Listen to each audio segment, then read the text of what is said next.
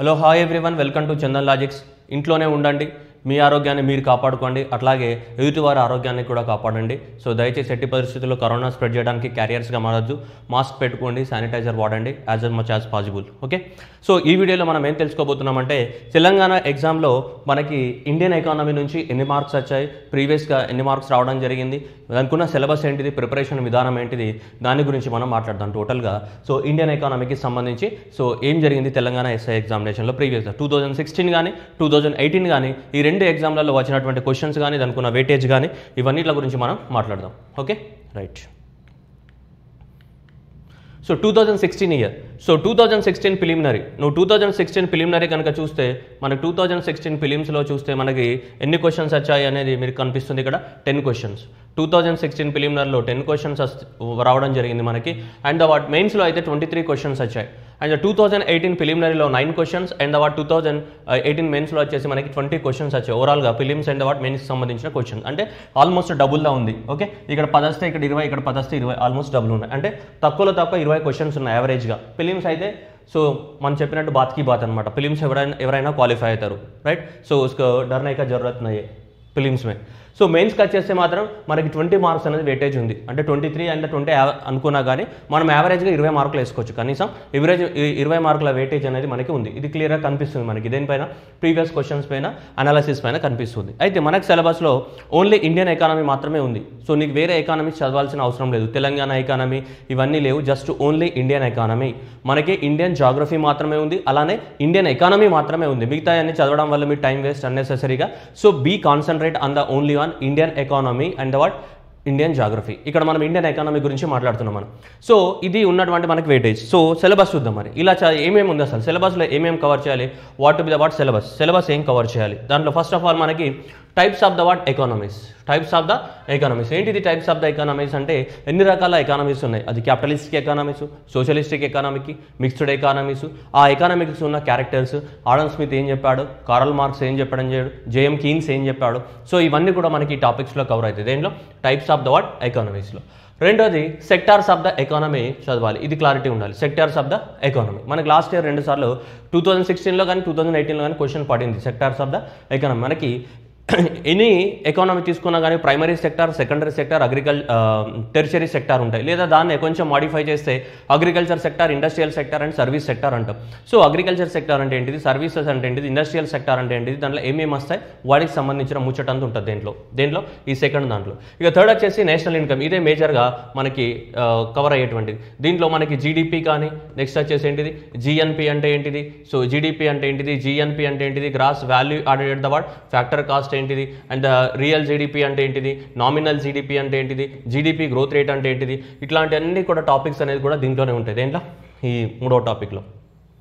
Okay, next 4వది growth and the what development. GDP growth rate అంటే ఏంటిది, అసలు డెవలప్మెంట్ అంటే డెవలప్మెంట్ గ్రోత్ అనేది ఒకటేనా కాదా, రెండింటికి ఉన్న డిఫరెన్సెస్ ఏంటిది, సస్టైనబుల్ డెవలప్మెంట్ గోల్స్ అంటే ఏంటిది, హ్యూమన్ డెవలప్మెంట్ ఇండెక్స్ అంటే ఏంటిది, జెండర్ డెవలప్మెంట్ ఇండెక్స్ అంటే ఏంటిది, ఇవన్నీ కూడా ఈ చాప్టర్లో కవర్ అవుతాయి నీకు. దేంట్లో గ్రోత్ వర్సెస్ వాట్ డెవలప్మెంట్కి సంబంధించినటువంటి స్టోరీలో. కాబట్టి ఎకానమీలో నీకు బేసిక్స్ అర్థం అవ్వాలంటే ఈ నాలుగు చాప్టర్లు అనేది కంపల్సరీ. ఈ 4 చాప్టర్స్ అనేది కంపల్సరీగా నీకు అనేది మినిమం బేసిక్స్ అనేది ఉండాలి. ఆ తర్వాత వచ్చేసి మనకి ఇన్ఫ్లేషన్. సో వస్తువుల ప్రైజెస్ అనేవి ఎందుకు పెరుగుతాయి, ఇన్ఫ్లేషన్లో ఎన్ని టైప్స్ ఉన్నాయి, కాస్ట్ పుష్ ఇన్ఫ్లేషన్ అంటే ఏంటిది, డిమాండ్ పుల్ ఇన్ఫ్లేషన్ అంటే ఏంటిది, ఇన్ఫ్లేషన్ క్యాలిక్యులేషన్ ఎలా చేస్తారు, కన్జ్యూమర్ ప్రైస్ ఇండెక్స్ అంటే ఏంటిది, సో ఉర్జిత్ పటేల్ కమిటీ ఏ రికమెండేషన్స్ ఇచ్చింది. సో ఇలాంటివన్నీ కూడా మనకు దీంట్లో ఉంటాయి. దేనికి సంబంధించి, సో ఇన్ఫ్లేషన్ చాప్టర్కి సంబంధించి. Okay, that is అవాట్ major one. Next చూస్తే మనకి monetary policy. So monetary policy in India. ఈ మానిటరీ పాలసీ నుంచి క్వశ్చన్స్ వస్తాయి. మీరు ఎప్పుడు మానిటరీ పాలసీ చూస్తుంటారు. మానిటరీ పాలసీలో క్వాంటిటేటివ్ టూల్స్, క్వాలిటేటివ్ టూల్స్ ఉంటాయి. క్వాంటిటేటివ్ టూల్స్ అంటే ఏముంటాయి మనకి, సిఆర్ఆర్ కానీ, ఎస్ఎల్ఆర్ కానీ, రెపో రేట్ కానీ, రివర్స్ రెపో రేట్ కానీ, బ్యాంక్ రేట్ కానీ, మార్జినల్ స్టాండింగ్ ఫెసిలిటీస్ కానీ, ఓపెన్ మార్కెట్ ఆపరేషన్స్ కానీ, ఇలాంటివన్నీ మనకి క్వాంటిటేటివ్ టూల్స్ ఆఫ్ మానిటరీ పాలసీలో ఉంటాయి. మానిటరీ పాలసీ యొక్క మేజర్ ఆబ్జెక్టివ్ ఏంటి, ఇన్ఫ్లేషన్ కంట్రోల్ చేయడం. ఇన్ఫ్లేషన్ కంట్రోల్ చేయడానికి ఆర్బీఐ అనేది ఇవన్నీ వాడుతూ ఉంటుంది. ఇది repo, reverse repo rate, bank rate, MSF, marginal standing facility, open market operations ఇవన్నీ వాడుతుంటారు. సో కాబట్టి ఈ inflation and the monetary policy ఏవైతే ఉన్నాయో ఈ రెండు కూడా ఇంటర్లింకింగ్ టాపిక్స్ నీకు. సో కాబట్టి ఇది పూర్తిగా క్షుణ్ణంగా అధ్యయనం చేస్తే ఇది నీకు ఈజీగా అర్థమవుతుంది, రైట్. నెక్స్ట్ 5th చాప్టర్ వచ్చేసి banks and what financial markets. ఇక బ్యాంక్స్ అంటే ఇప్పుడు బ్యాంక్స్ మెర్జర్ కానీ బ్యాంక్స్ నేషనలైజేషన్ అంటే ఏంటిది, బ్యాంక్స్ ఏవే బ్యాంక్స్ ఏ బ్యాంక్లో మెర్జ్ అయిపోయింది, సో స్మాల్ ఫినాన్స్ బ్యాంక్స్ అంటే ఏంటిది, పేమెంట్ బ్యాంక్స్ అంటే ఏంటిది, సో నాబార్డ్ యొక్క రోల్ ఏంటిది, రీజనల్ రూరల్ బ్యాంక్స్ ఏమేమి ఉన్నాయి, సో ఇట్లాంటివన్నీ కూడా స్టోరీస్ అన్ని దీంట్లో వస్తాయి ఎంటైర్ బ్యాంకింగ్ సెక్టర్కి సంబంధించి. నెక్స్ట్ వచ్చేసి Indian agriculture and the industries and service sector. వీటికి సంబంధించి ఇదంతా కూడా ఈ డాటా ఏంటిదంటే ఇది కరెంట్ రిలేటెడ్ డాటా, అంటే ఎకనామిక్ సర్వేలో ఇచ్చినటువంటి డాటాను మనం తీసుకోవాల్సి ఉంటుంది. దీనికి సంబంధించి ఎకనామిక్ సర్వేలో సో అగ్రికల్చర్ గురించి ఏం మెన్షన్ చేశారు ఎకనామిక్ సర్వేలో, ఇండస్ట్రీస్ సెక్టర్ గురించి ఏం మెన్షన్ చేశారు, సర్వీస్ సెక్టర్ గురించి మనకి ఏం మెన్షన్ చేశారు అనేది 2021లో వచ్చినటువంటి ఎకనామిక్ సర్వేలో ఉన్నటువంటి డాటా ప్రకారంగా మనం దాన్ని తీసుకోవాల్సి ఉంటుంది. లేదు అంటే కరెంట్ అఫైర్స్ ప్రకారంగా ఎప్పుడు అప్డేట్ అవుతూ ఉండాలి. That you need to focus on the what update. So ఈ అప్డేట్స్ మీద కంపల్సరీ ఏమవ్వాలి నువ్వు ఫోకస్ చేస్తూ ఉండాలి. That is the what number 1 point, right. అది చేయాలి. నెక్స్ట్ వచ్చేసి పావర్టీ పేదరికం అంటే ఏంటిది, పేదరికాన్ని ఎలా అంచనా వేస్తారు, మనకు లక్డావాలా కమిటీ ఏం చెప్పింది, సురేష్ టెండూల్కర్ కమిటీ ఏం చెప్పింది, రంగరాజన్ కమిటీ ఏం చెప్పింది, and United Nation development organisation multi dimensional poverty ఇండెక్స్ని ఎలా ప్రిపేర్ చేస్తుంది, దాంట్లో ఉన్న క్రైటీరియా ఏంటిది, సో ఇవన్నీ కూడా దీంట్లో ఉంటాయి. దీంట్లో పావర్టీస్, ఇన్ఈక్వాలిటీకి సొసైటీలో రీజన్స్ ఏంటిది, అట్లాగే అన్ఎంప్లాయ్మెంట్, సో అన్ని టైప్స్ ఆఫ్ ద అన్ఎంప్లాయ్మెంట్స్ ఉన్నాయి, రైట్. సీజనల్ అన్ఎంప్లాయ్మెంట్ అంటే ఏంటిది, వాలంటరీ అన్ఎంప్లాయ్మెంట్ అంటే ఇన్వాలంటరీ అన్ఎంప్లాయ్మెంట్ అంటే ఫ్రిక్షనల్ అన్ఎంప్లాయ్మెంట్ అంటే డిస్గైజ్డ్ అన్ఎంప్లాయ్మెంట్ అంటే ఏంటిది, అండర్ అన్ఎంప్లాయ్మెంట్ అంటే ఏంటిది, ఫుల్ ఎంప్లాయ్మెంట్ అంటే ఏంటిది. సో ప్రజెంట్ మనం ఎకనామిక్ సర్వే 2021 డాటా ప్రకారం ఇండియాలో అన్ఎంప్లాయ్మెంట్ రేట్ ఎంత ఉంది, సో రూరల్ ఏరియాస్లో ఎక్కువ ఉందా, అర్బన్ ఏరియాస్లో ఎక్కువ ఉందా, సో ఇవంతా కూడా డాటా మనం ఫోకస్ చేయాల్సి ఉంటుంది దేనిపైన, సో ఈ అన్ఎంప్లాయ్మెంట్ పైన. అండ్ దట్టు ఈ పావర్టీని తగ్గించడానికి కోసం కానీ ఈ అన్ఎంప్లాయ్మెంట్ని తగ్గించడానికి కోసం కానీ ఇండియాలో వచ్చిన స్కీమ్స్ అన్ని చదవాలి. ఇప్పుడు వచ్చిన స్కీమ్సే కదమ్మా, మనకి కమ్యూనిటీ డెవలప్మెంట్ ప్రోగ్రామ్ అనేది ఫస్ట్ భారతదేశంలో స్టార్ట్ అయింది 1952 నుంచి 2014 వరకు ఉన్న స్కీమ్స్ అని ఒక ప్యాటర్న్, మళ్ళీ మోదీ గవర్నమెంట్ వచ్చిన తర్వాత 2014 నుంచి ఉన్న స్కీమ్స్ అని ఇంకో ప్యాటర్న్. సో రెండు రకాలుగా డివైడ్ చేసుకొని మనం చదవాల్సి ఉంటుంది. Specially what are the schemes launched by the government of India in the past to reduce the what poverty as well as what unemployment. Next వచ్చేసి ఇక బడ్జెట్, ఈ budget and what fiscal policy రెండు ఒకటే. So government budgeting and fiscal policy, public finance అనమాట, tax ఎలా వస్తున్నాయి, so physical deficit అంటే ఏంటిది, రెవెన్యూ డెఫిసిట్ అంటే ఏంటిది, ఎఫ్ఆర్బిఎం యాక్ట్ ఏంటిది, కరోనా టైంలో ఎఫ్ఆర్బిఎం యాక్ట్ రిలాక్సేషన్ ఎందుకు ఇచ్చారు, ఏ బేసిస్ పైన ఎఫ్ఆర్బిఎం యాక్ట్ రిలాక్సేషన్ ఇవ్వచ్చు మనం, ఇప్పుడున్నటువంటి ఫిజికల్ డెఫిసిట్ టార్గెట్ ఎంత, 2025-26 నాటికి ఎంత రీచ్ అవ్వాలనుకుంటుంది government. So all this will be comes under this chapter of the what budget and fiscal policy. Next వచ్చేసి taxation in India, direct taxes, indirect ట్యాక్సెస్కి సంబంధించి. డైరెక్ట్ ట్యాక్సెస్ అంటే మనకి ఏముంటాయి, మనకి ఇన్కమ్ ట్యాక్స్ కానీ వెల్త్ ట్యాక్స్ కానీ గిఫ్ట్ ట్యాక్స్ కానీ ఇవి డైరెక్ట్ ట్యాక్సెస్. ఇండైరెక్ట్ ట్యాక్సెస్ అంటే that one and only what GST and union excise duty, special and customs duty. So వాటన్నిటి గురించి మనం మాట్లాడాల్సి ఉంటుంది. నెక్స్ట్ ఎకనామిక్ రీఫార్మ్స్, 1991లో వచ్చినటువంటి economic reforms. Balance of payment crisis ఎందుకు వచ్చింది, సో అసలు బ్యాలెన్స్ ఆఫ్ పేమెంట్ అంటే ఏంటిది, బ్యాలెన్స్ ఆఫ్ పేమెంట్ క్రైసిస్ ఎందుకు వచ్చింది, బ్యాలెన్స్ ఆఫ్ పేమెంట్ క్రైసిస్ నుంచి బయటపడడానికి ఎకనామిక్ రీఫార్మ్స్ ఎందుకు తీసుకురావాల్సి వచ్చింది, ఇదంతా కూడా ఈ స్టోరీ అంతా దీంట్లో ఉంటుంది. దీంట్లో చదవాలంటే మనకు 1948లో లాంచ్ చేసిన ఇండస్ట్రియల్ పాలసీ, 1956లో లాంచ్ చేసిన ఇండస్ట్రియల్ పాలసీ, 1977లో వచ్చిన ఇండస్ట్రియల్ పాలసీ, 1980లో వచ్చిన ఇండస్ట్రియల్ పాలసీ, 1991లో వచ్చిన ఇండస్ట్రియల్ పాలసీస్, ఇవన్నీ కూడా చదవాల్సి ఉంటుంది దీన్ని కంటిన్యూస్గా ఇదంతా అర్థం చేసుకోవడానికి. అండ్ నెక్స్ట్ వచ్చేసి మనకి planning in India. So planning అంటే 12 5-year ప్లాన్స్ ఉన్నాయి. So history of the planning కానీ టైప్స్ ఆఫ్ ద ప్లాన్స్ కానీ 12 5-year ప్లాన్స్, ఏ 5-year ప్లాన్లో ఏమేమి ఉన్నాయి, ఇది another important area. Okay. And the last important area వచ్చేసి మనకి సో గవర్నమెంట్ పాలసీస్. ఈ గవర్నమెంట్ పాలసీస్ని మీరు రెండు రకాలుగా చదవాలి. ఒకటి ఈ 1952 నుంచి మొదలు పెడితే 2014 వరకు ఉన్నటువంటి పాలసీస్, ఇది ఒక టైపు. అంటే ఇదంతా కూడా స్టాటిక్ అనమాట, స్టాటిక్ పోర్షన్. అంటే ఇదంతా గతంలో జరిగినటువంటి ముచ్చట. ఇప్పుడు 2014 నుంచి ఇప్పుడు 2021 వరకు జరుగుతున్నది. ఇదంతా కూడా ఏంటి, డైనమిక్ పాలసీస్. అంటే ప్రతిరోజు ఏదో ఒక కొత్త పాలసీ రావడం, ఈ పాలసీ రావడం, అది ఉన్నాయి. సో కాబట్టి ఇక్కడ సెంట్రల్ గవర్నమెంట్ పాలసీస్ని కనుక అబ్జర్వ్ చేస్తే మీరు రెండిట్లపైన ఫోకస్ చేయాల్సి ఉంటుంది. ఈ స్టాటిక్ పాలసీస్, ఈ ఇంతకుముందు లాంచ్ చేసినటువంటి పాలసీస్ ఏమున్నాయి అండ్ ఇప్పుడు కొత్తగా లాంచ్ చేసినటువంటి పాలసీస్ ఏమున్నాయి, ఇలా రెండు కేటగిరీస్గా డివైడ్ చేసుకొని సో వీటిని సపరేట్గా చదవాల్సి ఉంటుంది మనం. పాలసీస్ అనేది, పాలసీస్ నుంచి కూడా క్వశ్చన్స్ చాలానే పడుతున్నాయి మనకి. ఓకేనా. సో ఈ విధంగా సో మనకు సిలబస్ అనేది ఉంది, ఈ విధంగా మీరు ప్రిపేర్ అవ్వాల్సి ఉంటుంది. ఇది కంప్లీట్గా సిలబస్, ఇవన్నీ కవర్ చేయాల్సి ఉంటుంది. ఓకే. వెయిటేజ్ అయితే మీకు తెలుసు ఆల్రెడీగో, ఇలా వెయిటేజ్ ఉంది మనకి. ఓకే. వెయిటేజ్ ఎంత ఉంది 10 ఇలా 23 20 ఇలా వెయిటేజ్ అనేది ఉంది నీట్గా. ఓకే, మీరు కనుక ప్రీవియస్ క్వశ్చన్ పేపర్స్ కనుక చూసుకుంటే మనకి 2016 ప్రిలిమినరీలు ఎన్ని వచ్చినాయి. సో మన క్వశ్చన్స్ అన్నీ కనిపిస్తున్నాయి 2000 ప్రిలిమ్స్లో. సో 5 years ప్లాన్స్ పైన ఒక క్వశ్చన్ రావడం జరిగింది. నెక్స్ట్ ప్లానింగ్ పైన, ప్లానింగ్ అనేది యూనియన్ లిస్ట్లో వస్తుందా, కాంకరెంట్ లిస్ట్లో వస్తుందా, స్టేట్ లిస్ట్లో వస్తుందా అని అడిగాడు. నెక్స్ట్ వచ్చేసి స్కీమ్ అప్పుడు ఉన్నటువంటి కరెంట్ అఫైర్స్ 2016లో ఉన్నటువంటి కరెంట్ అఫైర్స్ బేసిస్ పైన ఒక గవర్నమెంట్ స్కీమ్ అడిగాడు, ఆ రోజులలో ఉన్న స్కీమ్, అందుకోసమే కరెంట్ అఫైర్. నెక్స్ట్ ఎస్బీఐ యొక్క ఓల్డ్ నేమ్ ఏమో అడిగాడు, మనకు తెలుసు అందరికి ఇంపీరియల్ బ్యాంక్ ఆఫ్ ఇండియా. నీతి ఆయోగ్ గురించి స్టేట్మెంట్స్ ఇచ్చి ఏవి కరెక్ట్ అని అడిగాడు. నెక్స్ట్ బీమారు స్టేట్స్ అంటే ఏమని మీనింగ్ అడిగాడు. సో బీహారు, మధ్యప్రదేశ్ ఇవన్నీ ఉన్నాయి కదా, ఆ బీమారు స్టేట్స్ వెనుకబడిన రాష్ట్రాలు. సో బీపారు స్టేట్స్ అంటే ఏమని అడిగాడు మనకి. Next sectors of the economy, మనం చెప్పినట్టు primary sector, secondary sector, territory sectors ఉంటాయి కదా, దానిపైన ఒక క్వశ్చన్ అడిగాడు. స్వచ్ఛ భారత్ మేజర్ ఆబ్జెక్టివ్ అడిగాడు.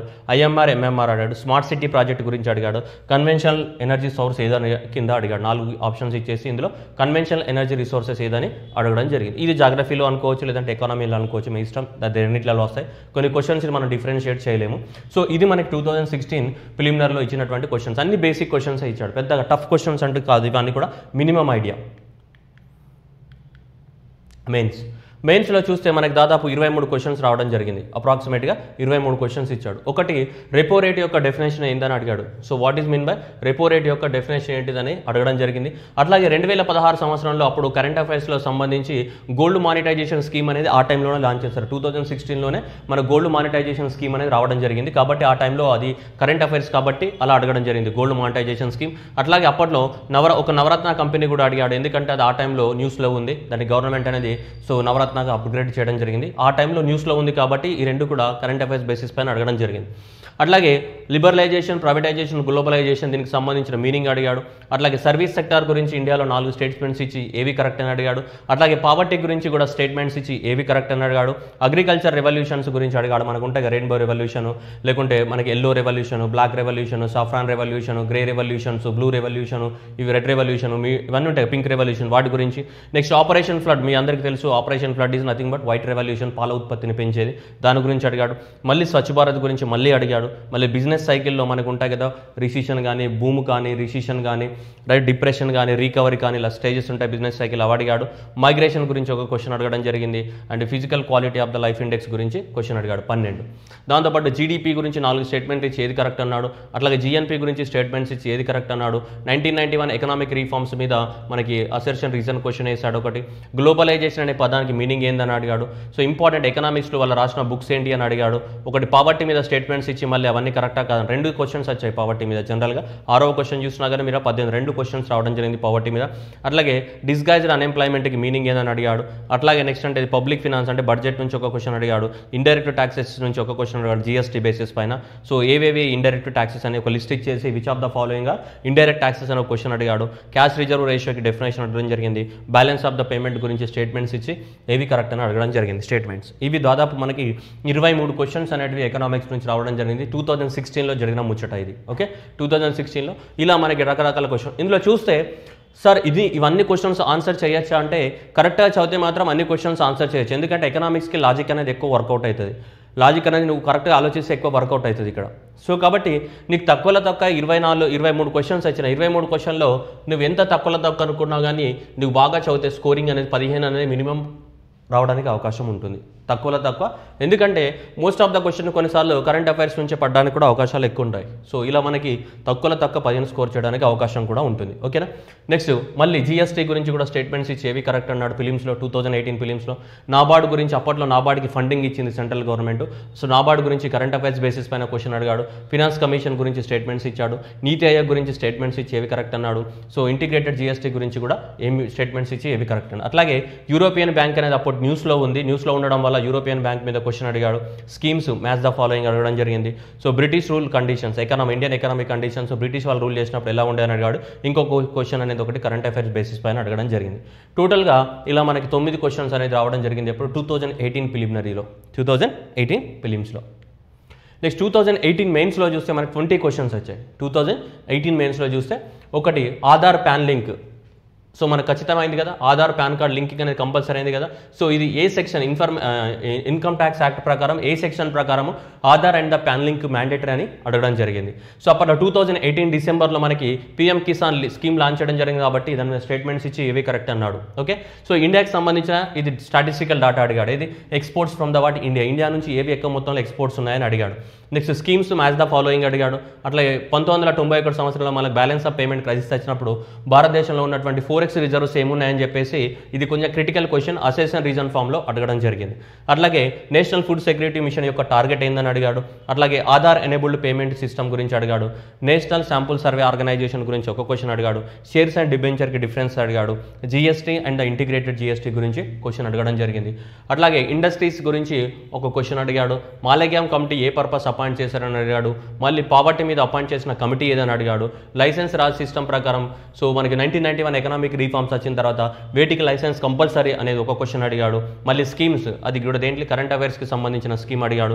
నెక్స్ట్ స్కిల్ డెవలప్మెంట్ మినిస్ట్రీ గురించి 4 స్టేట్మెంట్లు ఇచ్చి ఏవి కరెక్ట్ అని అడిగాడు. నెక్స్ట్ ఉర్జిత్ పటేల్ కమిటీ దేనికోసం అపాయింట్ చేశారని అడగడం జరిగింది. నెక్స్ట్ వర్కర్ పాపులేషన్కి సంబంధించినటువంటి ఒక అసెషన్ రీజన్ సంబంధించి క్వశ్చన్ అడిగాడు. వర్కర్స్ అండ్ భారతదేశంలో ఉన్న వర్కర్స్ ఓవరాల్ పాపులేషన్కి సంబంధించి. మళ్ళీ గ్లోబలైజేషన్ అనే పదానికి మీనింగ్ ఏంటని అడిగాడు. ఏ ఇయర్ నుంచి ఏ కమిటీ రికమెండేషన్ ప్రకారంగా సపరేట్గా రైల్వే బడ్జెట్ని ఇంట్రడ్యూస్ చేశారు ఇండియాలో అని చెప్పేసి క్వశ్చన్ అడిగారు. అది అందరికీ తెలుసు అక్వర్త్ కమిటీ ప్రకారంగా. So Urjit Patel committee last year నేను ఆఫ్లైన్ క్లాస్ చెప్పినప్పుడు కూడా అరిసి చెప్పిన ఉర్జిత్ పటేల్ కమిటీ. సో ఆ టైంలో RBI governor Raghuram Rajan, RBI governor Raghuram Rajan అన్నాడు, deputy governor Urjit Patel question వస్తాయని అరిసి చెప్పగా కూడా మళ్ళీ అదే మిస్టేక్ చేసి వచ్చినారు లాస్ట్ ఇయర్. సో కాబట్టి సో ఎలాంటి మిస్టేక్స్ అని చేయొద్దు మీరు. సో ఇది మనకి 20 క్వశ్చన్స్ అనేవి ఉన్నాయి. సో తెలంగాణ 2018 ఎకానమీ మెయిన్స్లో వచ్చినటువంటి క్వశ్చన్స్. సో ఇది 20 క్వశ్చన్స్. సో సరే అనుకుందాం ఒక 5 క్వశ్చన్లు మనకు తెలియనుకుందాం. 5 క్వశ్చన్లు తెలియకపోయినా కానీ మళ్ళీ నీకు ఏంటిది 15 పెట్టడానికి అయితే అవకాశం ఉందిగా. ఎటు తిరిగి వదిలేసినా కానీ నీకు మినిమం అనేది ఏంటిది అన్నీ ఎక్స్క్లూడింగ్ చేసినా కానీ నీకు 15 మార్కుల వెయిటేజ్ అంటూ ఉంది నీకు. ఓకేనా, 15 మార్కుల వెయిటేజ్ అనేది ఉంది, అంతా ఎక్స్క్లూడ్ చేసినా సరే. ఇది మీకు ఉన్నటువంటి సో సిలబస్ అనాలిసిస్ ప్రీవియస్గా వచ్చినటువంటి క్వశ్చన్స్ మనకి. సో ఇక్కడైతే 20 క్వశ్చన్స్ రావడం జరిగింది. ఫిలిమ్స్లో అయితే ఎంత 9 క్వశ్చన్స్ వచ్చినాయి మనకి ఇక్కడ. సో ఇది 23 క్వశ్చన్స్ రావడం జరిగింది అప్రాక్సిమేట్గా. సో ఇక్కడ ఒక క్వశ్చన్స్ రావడం జరిగింది సిలబస్ మనకి. ఇది మీకు అప్రాక్సిమేట్గా తెలుస్తుంది 10 అంటే 11 అంటే అది జాగ్రఫీ క్వశ్చన్ కూడా అనుకోవచ్చు మీరు, నో ప్రాబ్లం. సో ఇలా 9 అండ్ ఇది ఇలా క్వశ్చన్స్ ఉన్నాయి. యావరేజ్గా మీరు చూసుకుంటే తక్కువ. సో మీ ఫిలిమ్స్ అనేది పెద్ద విషయం కాదు, మీరు ఆప్టిట్యూడ్ రీజనింగ్ తోటే క్వాలిఫై అవుతారు. దాంట్లో నేను ఏం మాట్లాడట్లేదు, మెయిన్స్ గురించి మాట్లాడుతున్నా. సో దాదాపు తక్కువ అయినా కానీ అన్ని 5 క్వశ్చన్లు అనేది అటు ఇటుగా ఎక్స్క్లూడ్ చేసినా కానీ ప్లస్ ఆర్ మైనస్ తీసి పడేసినా కానీ నీకు ఆన్సర్ రాకపోయినా కానీ సో కాబట్టి 15 క్వశ్చన్స్ అనేది సో రావడానికి అవకాశం ఉంది. ఓకే, సో కాబట్టి సో జాగ్రత్తగా దీన్ని మీరు డీల్ చేయాల్సి ఉంటుంది. ఓకే, చాలామంది ఎస్ఐ ఆస్పిరెంట్స్కి ఉన్నటువంటి ఒక భయాందోళన ఏంటిదంటే అబ్బా ఎకానమీ అంట కాన్సెప్ట్ ఉంటుందంట నాకు రాదంట అని అంటావు. నువ్వు ఎకానమీ చదవవు. ఆ తర్వాత చాలామంది స్టూడెంట్స్ గురించి చెప్తున్నానమ్మా, నేను అందరి మీద చెప్పడం లేదు. నేను లాస్ట్ ఇయర్ ఎస్ఐకి చెప్పిన బ్యాచెస్ అనుభవం ప్రకారంగా చెప్తున్నాను. నేను చాలామంది స్టూడెంట్స్ ఏంటంటే ఇటు ఎకానమీ వదిలేస్తాడు, అటు ఏం చేస్తాడు ఫిజిక్స్ అబ్బా కాన్సెప్ట్లో అంత ఎవడు అర్థం చేసుకుంటాడో అటు ఫిజిక్స్ వదిలేస్తాడు, అటు ఎకానమీ వదిలేస్తాడు, ఫిజిక్స్ వదిలేస్తాడు, కెమిస్ట్రీ వదిలేస్తాడు, ఒక బయాలజీని పట్టుకుంటాడు. ఈ మూడిట్లను వదిలేసిన తర్వాత నువ్వు దాదాపు 50 మార్కులు నువ్వు ఇన్నే వదిలేసిపోతున్నావు. ఇంకా 50 మార్కులు ప్రిపరేషన్ చేయనప్పుడు ఇంకెట్లా అమ్మ మార్కులు సాధించేది? సో కాబట్టి దయచేసి అలా చేయకండి మీరు. సో చాలామంది స్టూడెంట్స్ నెగ్లిజెన్స్ ఏంటిదంటే ఎకానమీ ఫిజిక్స్ కెమిస్ట్రీ నెగ్లిజెన్స్ పెట్టేసి మిగతావన్నీ చదువుకోవడానికి ట్రై చేస్తారు చాలామంది. అటు ఇవి 3 పోతాయి, అటు మిగతా చదువుకున్న దాంట్లో కూడా పర్ఫెక్ట్గా చదవక అటు ఏం చేస్తాడు కట్ ఆఫ్కి 5 మార్కులు 10 మార్కుల దూరంలో ఉంటున్నారు. ఇది లాస్ట్ ఇయర్ నేను అబ్జర్వ్ చేసిన ఎక్స్పీరియన్స్ ఎస్ఐ టీచింగ్లో. సో కాబట్టి అందుకోసము మీరు దయచేసి ఎకానమీ అంత కష్టంగా ఏముండదమ్మా.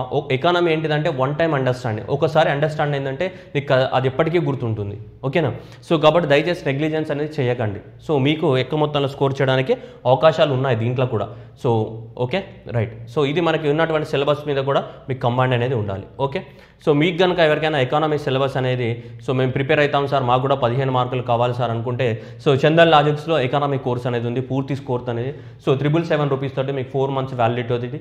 సో ఎకానమీ అనేది మొత్తం కోర్స్ అనేది మీకు అందిస్తున్నాం with quality of the teaching, అంత కాన్సెప్చువల్ అండర్స్టాండింగ్ బేసిస్ పైన మీకు ఉంటుంది. సో మీరు ఈ కోర్సుని తీసుకోవడానికి అవకాశం ఉంది. సో 777 రూపీస్ పెట్టేసి. ఓకే, సో టైం అనేది వేస్ట్ చేయకండి, టైం అనేది తిరిగి రాదు. దయచేసి టైంని బాగా వాడుకోండి, మంచిగా అండర్స్టాండింగ్తో నేర్చుకోండి. తర్వాత ఏంటిదంటే నీకు ఫిలిమ్స్ అయిన తర్వాత చాలామంది ఏమైపోతుందంటే ఈ ఫిజికల్ ఎక్సర్సైజ్కి సంబంధించిన ఈవెంట్స్ మీద ఎక్కువ కాన్సన్ట్రేట్ చేసి ఆ తర్వాత చదవడం అనేది చాలా తగ్గిపోతూ ఉంటుంది. అక్కడ చాలామంది జాబులు కోల్పోయిన వాళ్ళు లాస్ట్ టైం చాలామంది ఉన్నారు. ఎందుకంటే రెండిట్లను బ్యాలెన్స్ చేయలేక, అటు ఈవెంట్స్ని ఇటు చదివేదాన్ని రెండిట్లను బ్యాలెన్స్ చేయలేక. ఫిలిమ్స్ వరకు అందరూ బాగానే ఉంటారు, ఓకే. సో ఫిలిమ్స్ వరకు అందరూ బాగానే ఉంటారు. ఇక ప్రిలిమ్స్ తర్వాతనే ఉపేంద్ర సినిమా కనిపిస్తుంది. సగం అర్థమై సగం అర్థం కాక ఈవెంట్స్కి ఇంపార్టెన్స్ ఇవ్వాలన్నా క్లాసెస్కి ఇంపార్టెన్స్ ఇవ్వాలన్నా తెలియలేక. సో చాలామంది last year so events practice చేసి ఒళ్ళు నొప్పులు వచ్చేసి క్లాస్కి రాని సందర్భాలు చాలామంది, క్లాస్కి రాకుండా చాలామంది రూమ్లోనే పడుకునే వాళ్ళు చాలామందిని చూసాను.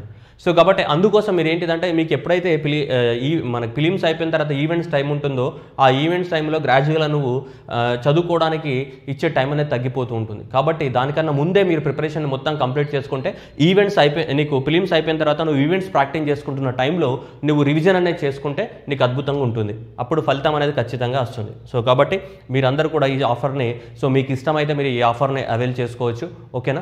సో ఔరేక్ డక్కా, సో ఎస్ఐ పక్కా. So thank you everyone. So all the best. ఒక్కసారి డక్కా కొడితే ఖచ్చితంగా ఎస్ఐ అనేది మీకు రావాలి. సో మన తెలంగాణ భాషలో చెప్పాలంటే ఔరేక్ డక్కా, ఎస్ఐ పక్కా. Okay, thank you everyone.